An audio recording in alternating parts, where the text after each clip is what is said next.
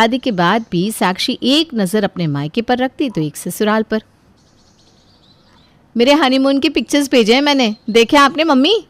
हाँ बेटा देखे, पर तो सूट ही पहन रही है हर जगह, क्यों?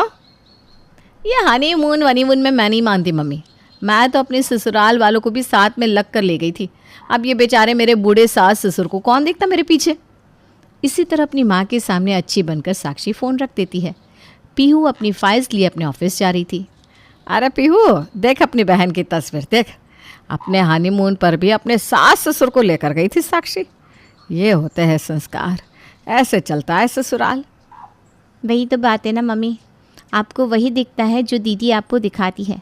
इंस्टाग्राम पर उन्होंने जो पिक्चर पोस्ट की है देखिए क्या आपने, होता कुछ और है और दिखाती कुछ और है। पर यहाँ तो सबकी आंखों में पट्टी बंधी रहती है ना। छोड़ो, मैं ऑफिस जा रही हूँ, मुझे कुछ नहीं कहना। अरे पता नहीं तुम सबको क्या हो जाता है, एक करण जो शादी को ही राजी होने को तैयार नहीं, और एक तू।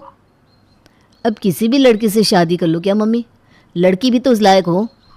तेरी साक्षी दीदी को दिखाई थी मैंने पायल की फ़ोटो, उसने कहा लड़की एक नंबर है, सीधी सादी लड़की है, ज़्यादा पढ़ी लिखी भी नहीं है, तो घर अच्छे से संभाल देगी। ये कोई बात हुई मम्मी? दीदी तो खुद शादी के पहले जॉब करती थी और मेरे लिए ऐसी लड़की ला रहे हो जो पढ़ी लिखी भी ना हो। इसी तरह कुछ महीने और करण के लिए लड़की की तलाश जारी रहती है और उसमें बड़प्पन दिखाने साक्षी अपने मायके आ जाती है। अपने सुपुत्र से कह दीजिए ममता जी, अब ये 2 लड़कियां इनमें से किसी एक को हाँ कर दे, वरना अब मैं और रिश्ते नहीं देखूंगा। इनके लिए हूर की परियां आएंगी क्या? करण क्यों पापा को परेशान करते हो? मुझे तो जो एक लड़का दिखाया गया था मैंने उसी में हाँ कर दी।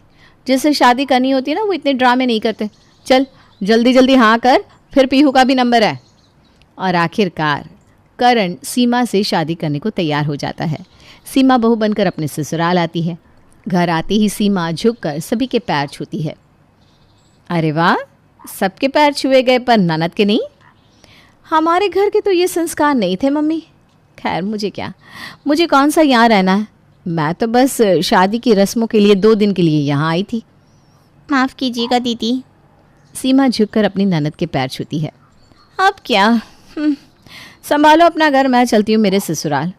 वो क्या है ना मम्मी, वहाँ मेरे बिना कोई कुछ संभाल नहीं पाता।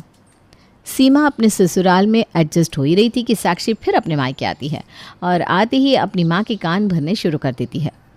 अरे मम्मी, ये सीमा रोज़ 8:30 बजे उठती है क्या?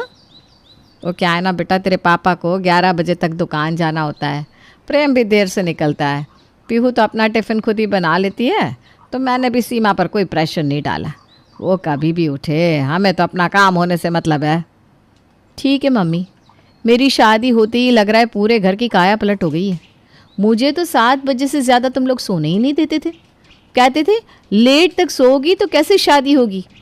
पर सही किया मम्मी, तुमने मुझे जल्दी उठने की आदत लगाई तो मेरा ही भला हुआ। मेरे ससुराल में तो लोग 6 बजे तक उठकर नाश्ते के लिए भी बैठ जाते हैं। कुछ देर बाद सभी नहा धोकर तैयार होते हैं। रसोई से बाहर सीमा ट्राउज़र और टी-शर्ट में आती है और सभी को खाना परोसती है। ट्राउज़र्स में अपनी भाभी को देखकर साक्षी बोल पड़ती है। भाभी को अपनी शर्ट और ट्राउज़र पहनने को अलाउ कर दिया? पापा, हमें तो आप शॉर्ट कुर्ती भी नहीं पहने देते थे।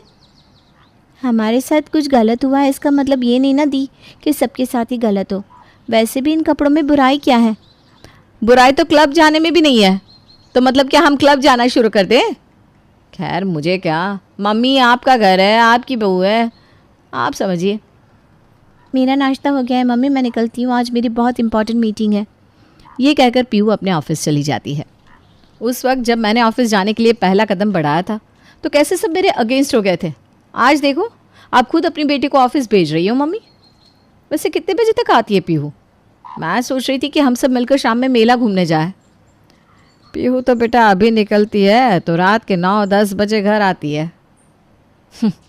न जाने क्या क्या बदलाव देखने को मिलेगा मुझे यहाँ। 6 बजे मेरी ऑफिस ओवर हो जाती थी और 6:15 तक मैं घर नहीं पहुँचती तो पापा, करण सब मेरे ऑफिस पहुँच जाते थे। कहते हैं ना, चक्की में सबसे पहले सबसे बड़ा बच्चा ही पीसता है। यहाँ मैं पिस गई और सभी के लिए रास्ता खुल गया।